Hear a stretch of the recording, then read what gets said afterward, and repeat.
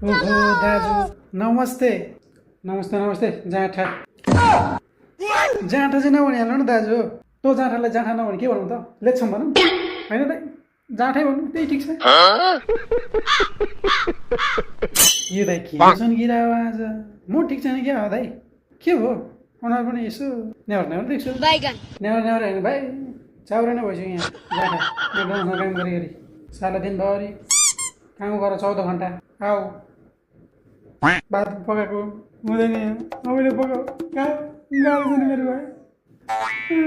तपाईँले गर्दा त मलाई डुट्नु मन लाग्यो। त्यस्तो नहुनु मलाई फेरि यतै नेपाल जान मन लाग्छ क्या। हुनु पर्ने नाटक पो गरेर त जेठा त्यसो साँच्चै रुनु लाग्यो। गाह्रो छ नि हामीले परदेशीलाई। हामीले मात्र होइन, तँलाई र मलाई मात्र होइन, यो सकिने कुना काठमा गएको परदेशीहरूलाई गाह्रो छ नि यार होइन। अझ त्यो गाह्रो दुःख जसले सुकै करायो भने अब मलाई चुप लगाएर काम त गर्नै पऱ्यो। नगरे आउँदैन यो नआइजेलसम्म फेरि परिवारले गर्नै पाउँदैन। माँ खराब हो जाएगा मैं माँ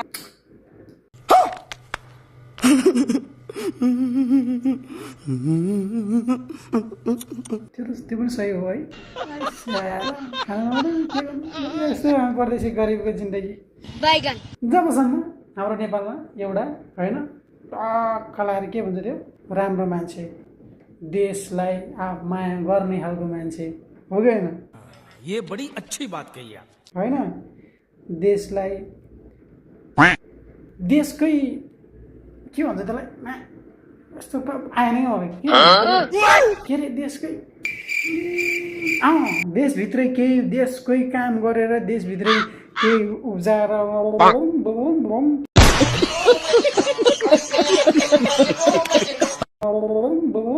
केही गर्ने खालको के बाहिर देशलाई पठाउने सराउने होइन कि त्यस्तो हो। बुझिस् कस्तो हल्का हो दाइ यार। त्यो के पारा हो मैले त बुझेन त। मैले मात्र होइन हाम्रो कुरा तपाईँले हेर्ने मान्छेले पनि बुझेन होला हौ। Are you comedy me? मेरो मतलब यस्तो नेता यस्तो प्रधानमन्त्री कि जो नेपाल देशमै होइन ल बा खाडी चाहिँ जानु हुँदैन। अब हामीले यहाँ केही गर्नुपर्छ उदाहरणको लागि एउटा हर्का साम्पल जस्तो कि त्यस्तो भिजन भएको मान्छे चाहिँ हुनु पऱ्यो कि। नत्र भने त्यस्तो बुझ्नेले मान्छेले बुझिसक्यो। तैँले नबुझेर के हुन्छ मलाई जाँठा भाइ होइन दाइ। तपाईँको मुखमा चाहिँ खालि जाँठा जाँठा याद थाहा। अनि तामाको मुखमा जाँठा त आउँछ, जाँठा नआए के आउँछ त? मैले फुम आउँछ। फुम त तल आउँछ नि दाइ। अनि फुम पनि तामाङ भाषा होइन र भने मलाई चाहिँ थाहा छ नि जाँठा।